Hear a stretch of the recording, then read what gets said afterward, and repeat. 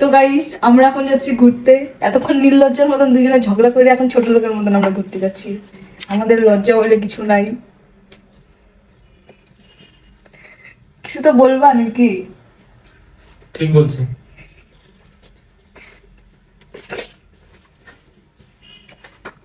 চলো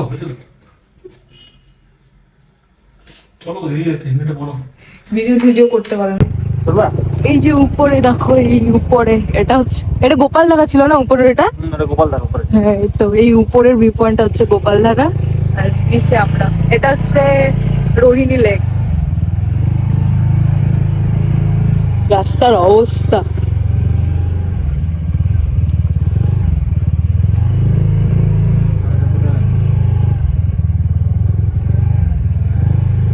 তো hello everyone, আমরা এখন আছি রোহিণী লেকে। এই যে দেখো, ওই যে ওখানে বোর্ডিং হচ্ছে, বোর্ডিং দেখ।